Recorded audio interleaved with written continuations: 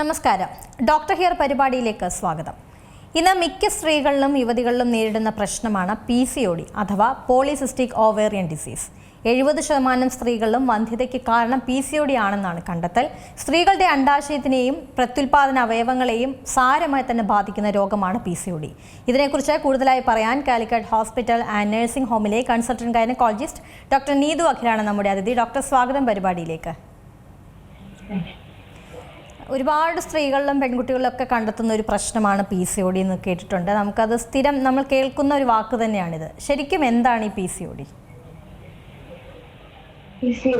ഇത് പറഞ്ഞതുപോലെ നമുക്ക് എല്ലാവർക്കും വളരെ കോമൺ ആയിട്ട് അറിയാവുന്ന ഒരു കണ്ടീഷനാണ് PCOD.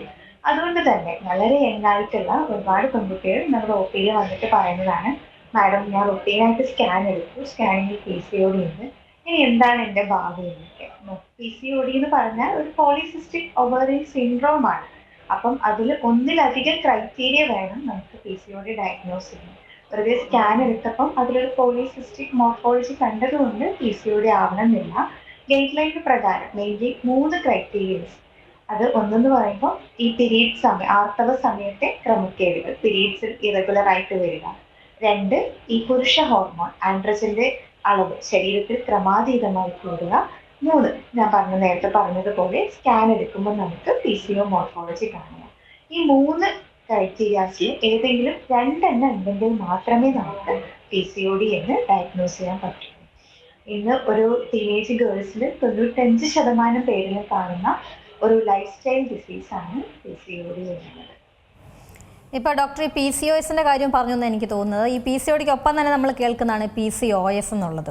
അപ്പോൾ ഇത് തമ്മിലുള്ള ഒരു വ്യത്യാസം എന്താണ്? PCOD, PCOS എന്ന് പറയുന്നത്, PCOD ഒരു മൈൽഡർ ഫോം ആണ്. അതായത് ഓവറിയിൽ മാത്രം ഉണ്ടാകുന്ന ഒരു രൂപമാറ്റമാണ്. ഓവുലേഷൻ പ്രോപ്പറായി നടക്കാത്തത് കൊണ്ട് ഓവറി കുഞ്ഞു കുമിളകൾ അല്ലെങ്കിൽ സിസ്റ്റ് ഫോം ചെയ്യും. അതോടൊപ്പം തന്നെ ഒരു ചെറിയ ഹോർമോൺ ഇംബാലൻസും കാരണം സൈക്കിൾസ് ചെറുതായിട്ട് ഇറഗുലറായിട്ട് വരാൻ തുടങ്ങും. പക്ഷെ നമുക്ക് വലിയൊരു ഹോർമോൺ ചേഞ്ചസ് ഒന്നും നമ്മുടെ ബോഡിയിൽ കാണുന്നില്ല. പക്ഷെ പോളിസിസ്റ്റിക് ഓവേറിയൻ സിൻഡ്രോം എന്ന് പറയുന്നത് കുറച്ചുകൂടി ഒരു സീരിയസ് ആയ കണ്ടീഷനാണ്. ഹോർമോൺ ഇംബാലൻസ് കൂടാതെ തന്നെ ശരീരത്തിന്റെ മറ്റ് മെറ്റബോളിക് പാത്വേസും അത് അഫക്റ്റ് ആവുന്നുണ്ട്. ഫോർ എക്സാമ്പിൾ, ഈ PCOS ലോങ് ടേം ആയിട്ടുള്ളവർക്ക് നമുക്ക് റിസ്ക് ഉണ്ട്. Diabetes, hyper tension, even heart attack പോലും വരാനുള്ളൊരു സാധ്യതയുണ്ട്. അതൊക്കെ മെറ്റബോളിക് സിൻഡ്രോമിന്റെ ഭാഗമായിട്ട് വരുന്നത് കൊണ്ടാണ്. അപ്പോൾ PCOS കുറച്ചുകൂടി ഒരു കോംപ്ലക്സ് ആണ്. നമുക്ക് മൊത്തം ശരീരത്തെ ബാധിക്കുന്നതാണ് ഹോർമോൺ ഇംബാലൻസിന്റെ കൂടെ. PCOD ഒരു മൈൽഡർ ഫോം ഓഫ് ഓവറിയിൽ ഉണ്ടാകുന്ന ഒരു ചേഞ്ച് ആണ്.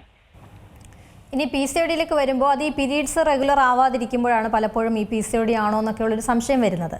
മറ്റേതൊക്കെ തരത്തിലുള്ളൊരു ലക്ഷണങ്ങളാണ് ഈ PCODക്കുള്ളത്? നമ്മൾ എങ്ങനെയാണ് ഇത് കണ്ടെത്തുന്നത്? PCOD നമ്മൾ പ്രധാനമായിട്ടും നമ്മൾ ക്ലിനിക്കൽ സിംറ്റംസ് വെച്ചിട്ടാണ്.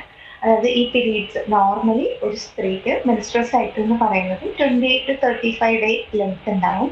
അതൊരു 3 to 5 days, 3 to 7 days bleeding ഉണ്ടാവും. ഒരു 80 ml ബ്ലഡ് നമുക്ക് ലോസ് ആവുന്നുണ്ട് മെൻസ്ട്രൽ സൈക്കിളിൽ.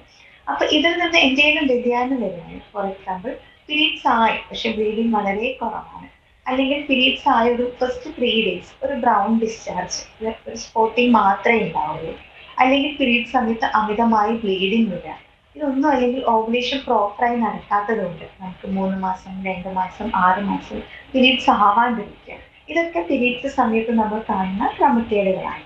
ഇതിൻ്റെയൊക്കെ കൂടെ തന്നെ ഹോർമോൺ ഇംബാലൻസിന്റെ രോഗലക്ഷണങ്ങളുണ്ട്. അതായത് നമ്മൾ അമിതമായിട്ട് ബോഡി വെയിറ്റ് കൂടുക, അതേപോലെ ഈ ഫേഷ്യൽ ഹെയർ ഗ്രോത്ത്, ഈ ആൻഡ്രജന്റെ എക്സസ് ആയിട്ട് ശരീരത്തിലുള്ളത് കാരണം നമുക്കൊരു മെയിൽ പാറ്റേണിൽ ഫേഷ്യൽ ഹെയർ ഗ്രോത്ത് കാണാൻ പറ്റും. ഈ കീഴ്ത്താടിയിലും അപ്പർ ലിപ്പിലൊക്കെ ഒരു ഹെയർ ഗ്രോത്ത് ഉണ്ടാവുക, അതേപോലെ മൂഡ് സ്വിങ്സ്, പെട്ടെന്ന് ദേഷ്യം വരിക, ഇതൊക്കെ PCODയുടെ രോഗലക്ഷണങ്ങളാണ്. ഇതിന്റെ കൂടെ തന്നെ ഈ ഒരു ഇൻസുലിൻ റെസിസ്റ്റൻസ് എന്ന് പറയും. ഇൻസുലിൻ നമ്മുടെ ബോഡിയിൽ ഉൽപ്പാദിപ്പിക്കുന്നത് വേണ്ട രീതിയിൽ ഉപയോഗിക്കാൻ പറ്റാതെ വരുമ്പോൾ കഴുത്തിന് ചുറ്റും ഒരു കറുത്ത പാടുകളായിട്ടും നമുക്ക് കണ്ടുവരാറുണ്ട്. പിന്നെ നമ്മൾ ഈ അമിത വെയിറ്റ് കൂടുക എന്ന് പറയും. അത് നമ്മൾ ബേസിക്കലി ഓരോ ആൾക്കാർക്കും അവരുടെ BMI കാറ്റഗറി വെച്ചിട്ടാണ് നോക്കുന്നത്. അപ്പം ബോഡി മാസ് ഇൻഡെക്സ് ഒരു 30 to 35 ആൾക്കാരാണ് യൂഷ്വലി PCO കാറ്റഗറിയിൽ വരാറുള്ളത്.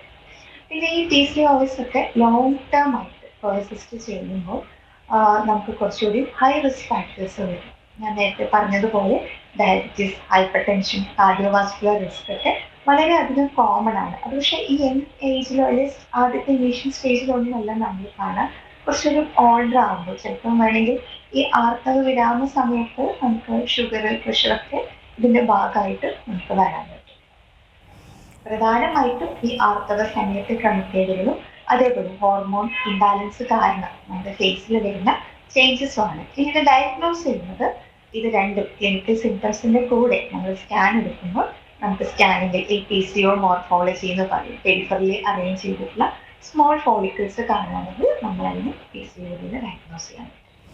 എനിക്ക് തോന്നുന്നു ഡോക്ടർ പറഞ്ഞതിൽ നിന്ന് ഞാൻ ചോദിക്കുകയാണ്, ഈ മുഖം കണ്ടാലൊക്കെ PCOD ആണെന്ന് മനസ്സിലാകുമെന്ന് കേട്ടിട്ടുണ്ട്. അതെങ്ങനെയാണ്? ഇപ്പോൾ നേരത്തെ പറഞ്ഞതുപോലെ ഇപ്പോൾ അമിതമായിട്ടുള്ള രോമ വളർച്ച അതൊക്കെ കാണുമ്പോഴായിരിക്കും മനസ്സിലാവുന്നത്. പ്രധാനമായിട്ടും ഈ കഴുത്തിന് ചുറ്റുമുള്ള കറുപ്പ്, ഇൻസുലിൻ റെസിസ്റ്റൻസ് കാരണമാണ് അത് വരുന്നത്. അതൊരു വെൽവെറ്റി പാറ്റേണിൽ രണ്ട് സൈഡിലായിട്ടാണ് നമുക്കൊരു ബ്ലാക്ക് കളറിൽ കഴുത്തിലെ കറുപ്പ്. അത് സ്റ്റാർട്ടിങ്ങിൽ തന്നെ നമുക്ക് കണ്ടുപിടിക്കാൻ പറ്റും. പിന്നെയുള്ളത് ഫേഷ്യൽ ഹെയർ ഗ്രോത്ത്, പിന്നെ ബോഡി വെയിറ്റ് ഭയങ്കരമായിട്ട് കൂടുതലായിരിക്കും. ഇത് വെച്ചിട്ട് തന്നെ നമുക്ക് മോസ്റ്റ്ലി കേസസ് ഒക്കെ ഡയഗ്നോസ് ചെയ്യുന്നു. ഇപ്പോൾ നേരത്തെ ഇതിൻ്റെ ലക്ഷണങ്ങൾ ഡോക്ടർ പറഞ്ഞു. അതുപോലെ തന്നെ ഞാൻ ചോദിക്കുകയാണ്, ഈ പീരീഡ്സിന് വേദന ഭയങ്കരമായിട്ട് കൂടുതലുള്ള ആളുകളുണ്ട്, അല്ലെങ്കിൽ അമിതമായ ബ്ലീഡിങ്, അല്ലെങ്കിൽ ലേറ്റ് ആവുന്നത്, ഇതൊക്കെ ഒരു PCOD ലക്ഷണമായിട്ട് കാണാനാവുമോ? ലേറ്റ് ആവുന്നതും അമിതമായ ബ്ലീഡിങ്ങും നമുക്ക് PCOD ലക്ഷണമായിട്ട് കൺസിഡർ ചെയ്യാവുന്നതാണ്. പക്ഷെ വേദന നമ്മൾ പീരീഡ് സമയത്ത് ഉണ്ടാകുന്ന വേദനയെ നമ്മൾ ഡിസ്മെനോറിയ എന്നാണ് പറയാം. പീരീഡ് സമയത്തെ വേദന PCOD കൊണ്ടായിരിക്കണമെന്നില്ല. PCOD കൊണ്ട് നമുക്ക് വേദന വരാനുള്ള സാധ്യത വളരെ കുറവാണ്.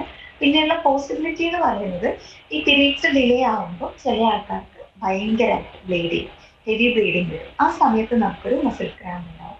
അല്ലെങ്കിൽ PCOD ഡിസ്മെനോറിയ ഉണ്ടാക്കാനുള്ള സാധ്യത വളരെ കുറവാണ്. പിന്നെ ഡിസ്മെനോറിയ ഉണ്ടെങ്കിൽ അതിന് വേറെ കുറേ റീസൺസ് ഉണ്ടാകും. ഒന്നില്ലെങ്കിൽ എൻഡോമെട്രിയോസിസ് ആണോ, അല്ലെങ്കിൽ ഫൈബ്രോയിഡ് യൂട്രസ് ആണോ, ഒവേറിയൻ സിസ്റ്റുകൾ ഉണ്ടാകുമ്പോൾ PCODക്കുള്ള ഡിസ്മെനോറിയക്കുള്ള പോസിബിലിറ്റി കൂടുതലാണ്. ഇപ്പോൾ നമ്മളിതിൻ്റെ ലക്ഷണങ്ങളെ കുറിച്ചെല്ലാം പറഞ്ഞു. അപ്പോൾ ഇനി ഇത് പ്രധാനമായിട്ട് ഉണ്ടാകാനുള്ള ഒരു കാരണം എന്താണ്? PCOD നമ്മളങ്ങനെ ഒറ്റ റീസൺ അല്ല, മെയിൻലി നമുക്ക് ഹോർമോൺ ഇംബാലൻസ് ആണ്. ഒരു ഫീമെയിൽ ബോഡിയിൽ നോർമലി നമുക്ക് ഈസ്ട്രജനും പ്രൊജസ്ട്രോണും ഉണ്ടാവും. അതേപോലെ മെയിൽ ഹോർമോൺ ആൻഡ്രോജൻ അവരൊരു നോർമൽ ബാലൻസിലാണ് പോകുന്നത്. അപ്പൊ എപ്പോഴെങ്കിലും ഈ റേഷ്യോ അല്ലെങ്കിൽ ബാലൻസ് തെറ്റുമ്പോൾ അത് നമ്മുടെ ഓവുലേഷനെ അഫക്റ്റ് ചെയ്യും. ഓവുലേഷനെ അഫക്റ്റ് ചെയ്യുമ്പോൾ നമ്മൾ പീരീഡ്സ് ആവാണ്ടിരിക്കും. പിന്നെ രണ്ടാമത്തെ റീസൺ എന്ന് പറയുന്നത് ഇൻസുലിൻ റെസിസ്റ്റൻസ് ആണ്. നമ്മുടെ ബോഡിയിലെ പാൻക്രിയാസ് എന്ന ഗ്രന്ഥിയാണ് ഇൻസുലിൻ ഹോർമോൺ സെക്രീറ്റ് ചെയ്യുന്നത്. അപ്പൊ നമ്മുടെ ഇപ്പോഴത്തെ ലൈഫ് സ്റ്റൈലുകൾ കാരണം, അതായത് ജങ്ക് ഫുഡ്, എക്സസൈസ് ചെയ്യുക, ആക്ടിവിറ്റി ചെയ്യാതിരിക്കുന്നത് കാരണം ഈ ഇൻസുലിൻ വേണ്ടത്ര രീതിയിൽ നമ്മൾ ഉൽപ്പാദിക്കപ്പെടുന്നുണ്ടെങ്കിലും അത് സെൽസിന്, കോശങ്ങൾക്ക് വേണ്ടത്ര രീതിയിൽ ഉപയോഗിക്കാൻ പറ്റാത്തൊരവസ്ഥയിലേക്ക് നമ്മുടെ ബോഡി പോകും. അതിന് നമ്മൾ ഇൻസുലിൻ റെസിസ്റ്റൻസ് എന്ന് പറയും. പ്രധാനമായിട്ടും ഇൻസുലിൻ റെസിസ്റ്റൻസും ഈ ആൻഡ്രോജൻ ഹോർമോണും ആണ് PCODയുടെ റീസൺ. പിന്നെ നമ്മൾ ജനറ്റിക്, ഹെറിഡിറ്ററി ഒരു 30 to 35% അമ്മയ്ക്കും ചേച്ചി സിസ്റ്റേഴ്സിനും കസിൻ സിസ്റ്റേഴ്സിനൊക്കെ PCOD ഉണ്ടെങ്കിൽ നമ്മളൊരു ഇൻഹെറിറ്റൻസിന്റെ റിസ്ക് പറയുന്നു. ഇത് വന്നു കഴിഞ്ഞാൽ പൂർണ്ണമായി മാറുമോ എന്നുള്ളൊരു സംശയമാണുള്ളത്. അതെങ്ങനെയാണ് അതിൻ്റെ ഉത്തരം? എല്ലാവരും ചോദിക്കുന്ന ഒരു ചോദ്യമാണ് PCOD പൂർണ്ണമായിട്ട് മാറാൻ പറ്റുന്നത്. അതിൽ ഇതൊരു ലൈഫ് സ്റ്റൈൽ ഡിസീസ് ആയതുകൊണ്ട് നമുക്ക് വളരെ സിമ്പിളായിട്ട് നമ്മുടെ ലൈഫ് സ്റ്റൈലിൽ ചെറിയ ചെറിയ മോഡിഫിക്കേഷൻസ് വരുത്തുകയാണെങ്കിൽ നമുക്കത് കൺട്രോൾ ചെയ്യാൻ പറ്റും, കൺട്രോൾ ചെയ്ത് പോകാൻ പറ്റും. ഇത് നമ്മൾ ലൈഫ് സ്റ്റൈൽ കുറച്ച് ചെയ്തു PCOD കൺട്രോൾ ആയി, പക്ഷെ അതൊരു ലോങ് ടേം പ്ലാൻ ആയിട്ട് കൊണ്ടുപോകുന്നില്ലെങ്കിൽ നമുക്കൊരിക്കലും PCOD കൺട്രോൾ ചെയ്യാൻ പറ്റില്ല. PCOD നമുക്കറിയാം ഇപ്പോഴത്തെ ടീനേജ് ഗേൾസിൽ ഈ ലൈഫ് സ്റ്റൈൽ ഡിസീസ് കൊണ്ടുവരുന്ന ഒരു രോഗമാണ്. പ്രധാനമായിട്ടും ഈ 18 to 35 വയസ്സിനിടയിലുള്ള റീപ്രൊഡക്റ്റീവ് ഏജ് ഗ്രൂപ്പിലുള്ള വുമൻസിനാണ് നമ്മൾ കൂടുതലായിട്ട് കാണുന്നത്. ഇപ്പോൾ അതുപോലെ തന്നെ ഈ വണ്ണം കൂടുന്നത്, ഇപ്പം ഡോക്ടർ തുടക്കത്തിൽ പറഞ്ഞതുപോലെ തന്നെ വണ്ണം കൂടുന്നത്, അല്ലെങ്കിൽ ഈ ഭക്ഷണത്തിലെ വ്യത്യാസം, ഇവയൊക്കെയാണല്ലോ ഇതിനൊരു പ്രധാനമായിട്ടുള്ള കാരണമായിട്ട് നമ്മൾ പറയുന്നത്. അപ്പോൾ ഇതിലൊക്കെ ഒരു മാറ്റം സംഭവിക്കുകയാണെങ്കിൽ PCOD ഭേദമാകും എന്നും പറയാൻ കഴിയുമല്ലോ അല്ലേ? തീർച്ചയായിട്ടും. സാധാരണ നമ്മൾ പറയുന്നത് ഗർഭപാത്രത്തിലോ അണ്ഡാശയത്തിലോ ഒരു മുഴയുണ്ടെങ്കിൽ നമ്മളത് ഓപ്പറേഷൻ എന്നാണ് പറയുക. ഇവിടെ നമുക്ക് വളരെ സിമ്പിളാണ്, നമ്മുടെ ലൈഫ് സ്റ്റൈൽ മോഡിഫിക്കേഷനാണ് നമ്മൾ ചെയ്യേണ്ടത്. ലൈഫ് സ്റ്റൈൽ ജീവിത രീതിയിൽ വരുത്തേണ്ട മാറ്റങ്ങളെ കുറിച്ച് പറയുകയാണെങ്കിൽ ഫസ്റ്റ് ഡയറ്റ് ഒരു ബാലൻസ്ഡ് ഡയറ്റ് എപ്പോഴും ക്രമീകരിക്കുക. അതായത് ഈ കൊഴുപ്പുള്ള ഫുഡ് ഐറ്റംസ് അവോയ്ഡ് ചെയ്യുക. Refined sugars, bakery, ice cream, chocolate ഇവയൊക്കെ കംപ്ലീറ്റ്ലി സ്റ്റോപ്പ് ചെയ്യുക. അതേപോലെ trans fatty acids containing food items, burger, shawarma, അൽഫാം ഇതൊക്കെ കംപ്ലീറ്റ്ലി സ്റ്റോപ്പ് ചെയ്യുക. നമ്മൾ നിയന്ത്രിക്കണം എന്നല്ല പറയുന്നത്, സ്റ്റോപ്പ് തന്നെ ചെയ്യേണ്ടതാണ്. അതിൻ്റെ കൂട്ടത്തിൽ നമ്മൾ എക്സസൈസും ഇൻട്രൊഡ്യൂസ് ചെയ്യണം. അപ്പോൾ എക്സസൈസ് എന്ന് പറയുമ്പോൾ തന്നെ എല്ലാവരും പറയുന്നതാണ്, ഇല്ല മാഡം ഞാനൊരു 30 മിനിറ്റ്സ് നടക്കാറുണ്ട്. ഒരു PCOS ഡയഗ്നോസ് ചെയ്യുന്ന പേഷ്യൻസിന് 30 മിനിറ്റ്സ് ഉള്ള നടത്തം പോരാ. അപ്പം അത് എന്താണെന്ന് വെച്ചാൽ 1 to 1.5 hours നമ്മൾ ഡെയിലി വർക്കൗട്ട് ചെയ്യണം. നമുക്കത് ജിമ്മ് പോകേണ്ടി വരാണെങ്കിൽ BMI മോർ ദാൻ 35 ഒക്കെ ആണെങ്കിൽ ടെക്നിക്കലി നമ്മൾ ജിമ്മിൽ പോയിട്ട് വർക്കൗട്ട് തന്നെ ചെയ്യണം. എന്നിട്ട് നമ്മളൊരു 3 months കൊണ്ട് ഒരു 5 kg അല്ലെങ്കിൽ ഒരു 5 to 10% ഓഫ് വെയിറ്റ് കുറയുകയാണെങ്കിൽ നമുക്ക് കുറച്ചുകൂടി ഹോർമോൺ ഇംബാലൻസ് അതൊന്ന് റെഗുലർ ആവുകയും നമ്മുടെ പീരീഡ്സ് കൃത്യമായി വരാനുള്ളൊരു സാധ്യതയുണ്ട്. നമ്മുടെ PCODയുടെ മാനേജ്മെന്റ് നമ്മൾ എടുക്കുകയാണെങ്കിൽ അതിൻ്റെ ഫസ്റ്റ് സ്റ്റെപ്പ് തന്നെ ഡയറ്റ് ആൻഡ് എക്സസൈസ് ആണ്. പിന്നെയാണ് നമ്മൾ എന്തിലോട്ട് വരുന്നത്, ഡ്രഗ്സിലോട്ട് വരുന്നത്. നമുക്ക് പ്രധാനമായിട്ടും 2 ടൈപ്പ് മരുന്നാണുള്ളത്. ഈ PCOD ഡയഗ്നോസ് ചെയ്യുമ്പോൾ തന്നെ നമ്മൾ മരുന്നെടുക്കേണ്ട ആവശ്യമില്ല. ചില ആൾക്കാർക്ക് നമുക്ക് ലൈഫ് സ്റ്റൈൽ മോഡിഫിക്കേഷൻ മാത്രം മതിയാവും. ചില ആൾക്കാർക്ക് മാത്രമാണ് നമ്മൾ ഡ്രഗ്സ് സ്റ്റാർട്ട് ചെയ്യുന്നത്. അത് 2 ടൈപ്പ് ഉണ്ട്. പ്രധാനമായിട്ടും ഈ മെൻസസ് കൃത്യമായിട്ട് വരാണ്ടിരിക്കുക, അതേപോലെ ഭയങ്കരമായിട്ട് ഈ ഫേസിൽ ഗ്രോത്തും ഹെയർ ഗ്രോത്തും കാര്യങ്ങളൊക്കെ ഉണ്ടാവാം, ഭയങ്കര ഒബീസ് ആയിട്ടുണ്ടാവുക, ഈ കഴുത്തിൽ കറുപ്പൊക്കെ ഉള്ളവർക്കാണ് നമ്മൾ PCODയുടെ മരുന്ന് സ്റ്റാർട്ട് ചെയ്യുക. അപ്പം ഈ ഇൻസുലിൻ റെസിസ്റ്റൻസ് കൊണ്ടുണ്ടാക്കുന്ന ചേഞ്ചസിന് വേണ്ടി മെറ്റ്ഫോർമിൻ ടാബ്ലറ്റ്സ്, അതേപോലെ കൃത്യമായിട്ട് പീരീഡ്സ് സൈക്കിൾസ് റെഗുലേറ്റ് ചെയ്യാൻ വേണ്ടി നമ്മൾ ഹോർമോൺ ടാബ്ലറ്റും സ്റ്റാർട്ട് ചെയ്യും. മറ്റൊരു കാര്യമുള്ളത്, ഈ PCOD ഉള്ളവർക്ക് അത് ഭേദമാക്കിയാൽ മാത്രമേ ഗർഭം ധരിക്കാനാവൂ എന്ന് ഉള്ളത്, അത് ശരിയാണോ? അപ്പോൾ അവർക്ക് ഈ ഇത് പൂർണ്ണമായും മാറിയ ശേഷം മാത്രമേ ഗർഭം ധരിക്കാൻ കഴിയുകയുള്ളൂ എന്ന് പറയുന്നതിൽ എന്തെങ്കിലും ശരിയുണ്ടോ? ഇല്ല. അതായത് PCOD ഉള്ള ആൾക്കാരിൽ നമ്മൾ കാണുന്നതാണ് അവർ എന്ത് ചെയ്യുന്നത് വെച്ചാൽ ഇൻഫെർട്ടിലിറ്റിക്ക് ഒരു റിസ്ക് ഉണ്ട്. കാരണം എന്ന് പറയുന്നത് അവരുടെ ഫെർട്ടിലിറ്റി പീരീഡ് നമുക്ക് പ്രെഡിക്റ്റ് ചെയ്യാൻ പറ്റില്ല. അതായത് സൈക്കിൾസ് കുറച്ച് ഇറഗുലർ ആയിട്ട് വരുന്നത് കൊണ്ട് ഡിലേ ആയിട്ടുണ്ടാകും. അതേപോലെയുള്ളതാണ് ഈ ആൻഡ്രോജന്റെ ഹൈപ്പർ ആക്ടിവിറ്റിയും ഇൻസുലിൻ റെസിസ്റ്റൻസ് കാരണം ഓവുലേഷൻ പ്രോപ്പറായിട്ട് നടക്കില്ല. അപ്പം നമ്മുടെ 8 സൈക്കിൾ റെഗുലറൈസ് ചെയ്യുക, അതേപോലെ തന്നെ ഓവുലേഷൻ പ്രോപ്പറായി നടക്കുക എന്നുള്ളത് എൻഷുർ ചെയ്യാനുള്ളതാണ്. അപ്പം അതിന് വേണ്ടി ലൈഫ് സ്റ്റൈൽ മോഡിഫിക്കേഷനും ഹോർമോൺ ടാബ്ലറ്റും സ്റ്റാർട്ട് ചെയ്തതിന് ശേഷം നമുക്ക് എന്ത് ചെയ്യാൻ പറ്റും, ഗർഭധാരണത്തിന് വേണ്ടിയിട്ടുള്ള ഫർദർ ചികിത്സയിലേക്ക് പോകാൻ സാധിക്കുന്നതാണ്. അല്ലാതെ PCOD കംപ്ലീറ്റ് ആയിട്ട് മാറണം അല്ലെങ്കിൽ കംപ്ലീറ്റ് കൺട്രോൾഡ് ആവണം എന്ന് ഇല്ല. ഈ എന്തൊക്കെ മുൻകരുതലുകളാണ് ഇത് വരാതിരിക്കാൻ വേണ്ടിയിട്ട്? ഡോക്ടർ നേരത്തെ പറഞ്ഞ തന്നെ ഈ ജീവിതശൈലി അത് തന്നെയാണ് ഏറ്റവും പ്രധാനപ്പെട്ടതെന്ന് പറഞ്ഞു. ഇക്കാര്യത്തിൽ ഫുഡിൻ്റെ കാര്യമായാലും എക്സസൈസ് ആണെങ്കിലും ഒക്കെ അതൊക്കെ തന്നെയാണ് മുൻകരുതലായി എടുക്കേണ്ടതെന്ന് തോന്നുന്നു. വേറെ ഏതൊക്കെ രീതിയിലാണ് നമ്മൾ PCOD ഒഴിവാക്കാൻ പറ്റുന്ന എന്തെങ്കിലും സന്ദർഭങ്ങളുണ്ടോ? PCOD നമ്മളെ ഇപ്പോഴത്തെ ലൈഫ് സ്റ്റൈൽ തന്നെ, അതായത് നമ്മൾ ഡെയിലി ഒരു 30 മിനിറ്റ്സ് PCOD ഡയഗ്നോസ് ചെയ്തിട്ടില്ലെങ്കിലും പ്രിവെന്റ് ചെയ്യാൻ വേണ്ടി നമ്മൾ 30 മിനിറ്റ്സ് എന്തെങ്കിലും ടൈപ്പ് ആക്ടിവിറ്റി ചെയ്യാം. ഒന്നുകിൽ സൈക്കിൾ ചെയ്യാം, ജിമ്മിൽ പോവാം, അല്ലെങ്കിൽ സ്കിപ്പിംഗ് ചെയ്യാം, നടക്കാം. ഒരു 30 മിനിറ്റ്സ് ആക്ടിവിറ്റി നമുക്ക് എന്തായാലും വേണം. അതേപോലെ ഡയറ്റ് ക്രമീകരിക്കാൻ നോക്കാം. ഡയറ്റൊക്കെ കലോറി കണ്ടന്റ് കുറവുള്ള സാലഡ്സ്, ഓട്സ്, ഫ്രൂട്ട്സ്, നട്ട്സ് ഇതൊക്കെ ഡയറ്റിൽ ഇൻട്രൊഡ്യൂസ് ചെയ്യാം. ഈ ജങ്ക് ഫുഡ്, ഡ്രിങ്ക് ഐറ്റംസ് ഇതൊക്കെ സ്റ്റോപ്പ് ചെയ്യുക എന്നുള്ളതാണ്.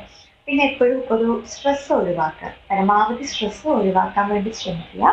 ഒരു 7 to 8 hours സ്ലീപ്പ് പ്രോപ്പറായിട്ട് മെയിൻറ്റെയിൻ ചെയ്യാം. പിന്നെ വെയിറ്റ്, BMI എപ്പോഴും ചെക്ക് ചെയ്യുക. അമിതമായിട്ട് വെയിറ്റ്, അമിത ഭാരം കൂട്ടാണ്ടിരിക്കുക എന്നൊക്കെയാണ് നമുക്ക് മുൻകരുതലുകൾ എടുക്കേണ്ടത്.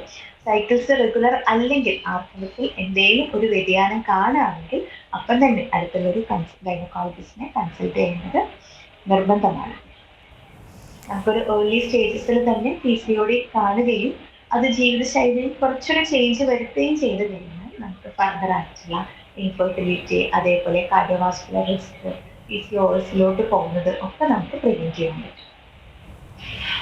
ഇപ്പോൾ അതുപോലെ തന്നെ ഈ ഒരു സമയത്ത് നമുക്കറിയുന്ന പോലെ ഇപ്പോഴത്തെ ഈ ഒരു ജനറേഷനിലുള്ള കുട്ടികളൊക്കെ ഈ ഫുഡിൻ്റെ കാര്യത്തിലൊക്കെ ആയാലും ഒരുപാട് വ്യത്യാസപ്പെട്ടിരിക്കുന്ന ഒരു സമയമാണല്ലോ. അപ്പോൾ ഈ ഒരു സമയത്ത് എത്ര ഏജിലുള്ള ആളുകൾക്കാണ്, ഏത് ഗ്രൂപ്പ് ഓഫ് ഏജിലാണ് കൂടുതൽ ഈ PCOD ഇപ്പോൾ കാണപ്പെടുന്നത്?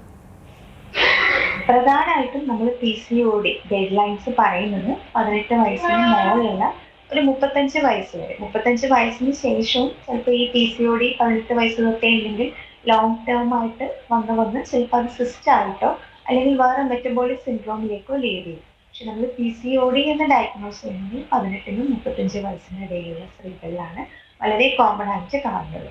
പക്ഷെ നമ്മുടെ OP-യിലൊക്കെ നമ്മൾ നോക്കുമ്പോൾ ഒരു 17 വയസ്സുള്ള കുട്ടി സ്കാൻ എടുത്തു PCOD കണ്ടു എന്ന് പറഞ്ഞു തരും. അപ്പം വേറെ ഫീച്ചേഴ്സ് ഒന്നും ഇല്ലെങ്കിൽ അത് നോർമലായിട്ട് നമുക്ക് എടുക്കാവുന്നതാണ്. കാരണം പീരീഡ്സ് റെഗുലർ ആയിട്ട് ആവുന്നുണ്ട്, വേറെ ഈ ഹോർമോൺ ഇംബാലൻസിന്റെ സൈൻസ് ആയ ഫേഷ്യൽ ഹെയർ ഗ്രോത്ത്, കഴുത്തിൽ കറുപ്പ്, ഇതൊന്നും ഇല്ലെങ്കിൽ ഒരു 17 വയസ്സിലെ കുട്ടിയാണെങ്കിൽ നമ്മളത് നോർമലായിട്ട് കൺസിഡർ ചെയ്യുന്നതാണ്. ഇപ്പോൾ ഇപ്പോഴത്തെ ടീനേജ് കുട്ടികൾക്ക് എന്ത് നിർദ്ദേശമാണ് ഡോക്ടറിന് കൊടുക്കാനുള്ളത്? ഈ PCOD ബന്ധപ്പെട്ട അല്ലെങ്കിൽ ഇങ്ങനത്തെ ഫുഡ് ഹാബിറ്റ് ആയാലും ജീവിതശൈലി ആയാലും ഇതിലെല്ലാം ഒരു മാറ്റം വരുത്തേണ്ടത് വളരെ അത്യാവശ്യമാണല്ലോ. അപ്പോൾ എന്ത് തരത്തിലുള്ളൊരു നിർദ്ദേശമാണ് കൊടുക്കാനുള്ളത്?